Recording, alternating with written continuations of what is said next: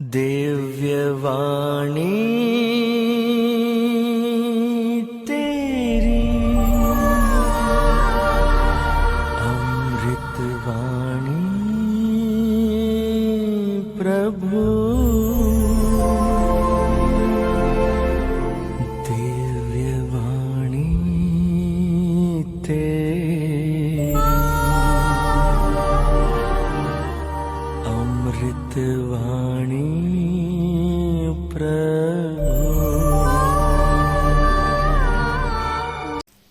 फिलिपियों के पत्र अध्याय 3:8 में संत पौलुस कहते हैं, मैं ईसा मसीह को जानना सर्वश्रेष्ठ लाभ मानता हूं और उस ज्ञान की तुलना में अन्य सभी वस्तुओं को कूड़ा समझता हूं, तुच्छ समझता हूं।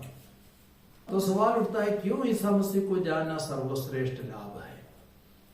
उसके कई कारण हैं और उसका एक कारण है ईसा मसीह पिता और पवित्र आत्मा के साथ मिलकर एक ही सच्चा ईश्वर है जिसने सारे संसार को बनाया।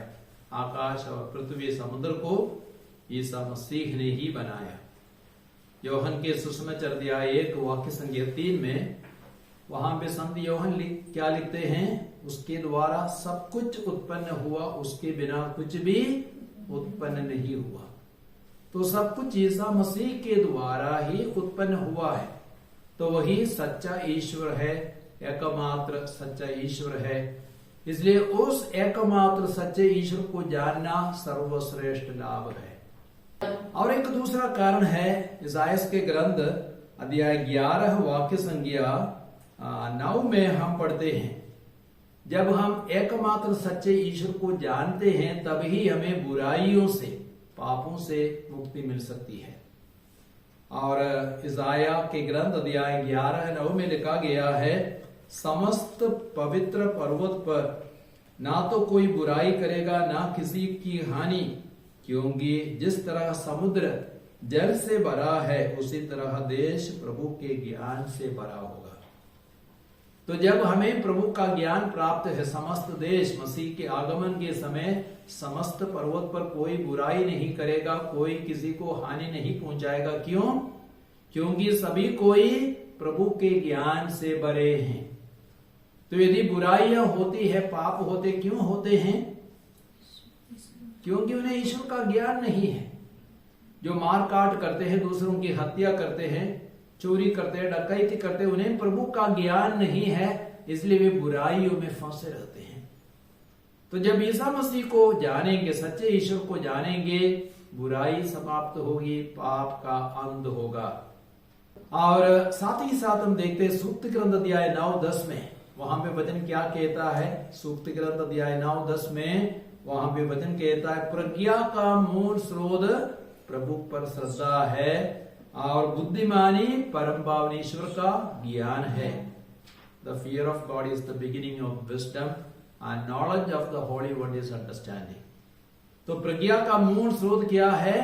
प्रभु पर श्रद्धा है और बुद्धिमानी परम पावन ईश्वर का ज्ञान है। तो सच्ची बुद्धिमानी क्या है? ईश्वर का ज्ञान, वही सच्ची बुद्धिमानी है। विज्ञान को जानना, मेडिसिन को जानना या कंप्यूटर को जानना, संसार को जानना, यह सच्ची बुद्धिमानी नहीं है। सच्ची बुद्धिमानी परम पावन ईश्वर का ज्ञान है।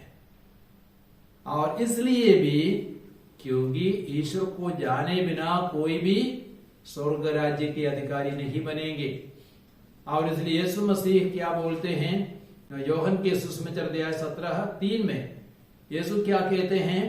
हे पिता, सबके सब तुझे एकमात्र ईश्वर को जाने और तेरे प्रिय पुत्र ईसा मसीह को जाने, यही तो आनंद जीवन है। तो आनंद जीवन क्या है? एकमात्र सच्चे ईश्वर को जानना और उसके प्रिय पुत्र ईसा मसीह को जानना, यही तो आनंद जीवन है। अर्थात ईसा मसीह को जाने बिना हम पिता ईश्वर को भी नहीं जानेंगे। और जब तक हम पिता ईश्वर को और पुत्र ईश्वर को नहीं जानेंगे, हमें आनंद जीवन प्राप्त नहीं होगा, हम स्वर्ग राज्य के अधिकारी नहीं होंगे। तो सच्ची बुद्धिमानी ईश्वर का ज्ञान है। और संत पौलुस एक ऐसा व्यक्ति है, वह अपनी पढ़ाई पर, अपनी योग्यता पर बहुत गर्व करता था। उसका खतना हुआ था 8वें दिन, और वह एक यहूदी था, एक इब्रानी था, बेन्यामीन वंश का था, और वह फरीसी था और धर्मोत्साह में बहुत आगे था। तो इन सारी बातों पर वह बहुत गर्व करता था। लेकिन जब ईसा मसीह से उसका साक्षात्कार हुआ, दमिश्क जब वो जा रहा था, ईसा से उसका साक्षात्कार हो गया, और उसके बाद में उसका पूरा जीवन पलट गया, बदल गया। और ईसा मसीह को जानने के बाद उसने कहा, मैं ईसा मसीह को जानना सर्वश्रेष्ठ लाभ मानता हूं, और उस ज्ञान की तुलना में सभी वस्तुओं को मैं हानि ही समझता हूं, कूड़ा ही समझता हूं। मैंने अमेरिका में एक वैज्ञानिक के बारे में पढ़ा, जेम्स टूर उसका नाम है, और बहुत बड़ा वैज्ञानिक, केमिस्ट और विज्ञान का प्रोफेसर है, और बहुत सारे विश्वविद्यालयों में वह लेक्चरिंग करता है, और कई सारे राष्ट्रीय अंतर्राष्ट्रीय अवार्ड्स उसको मिल गए हैं, और माना जाता है कि विश्व के सबसे 50 प्रभावशाली बुद्धिमान व्यक्तियों में एक वह है। लेकिन वह एक यहूदी था, उसको ईसा मसीह का ज्ञान नहीं था। एक क्रिश्चियन से उसकी मुलाकात हो गई, और उस क्रिश्चियन ने उससे कहा, ईसा मसीह सबों का उद्धार करने के लिए आए हैं, पापियों को बचाने के लिए आए हैं। तब जेम्स टूर ने कहा, मैंने कोई पाप नहीं किया।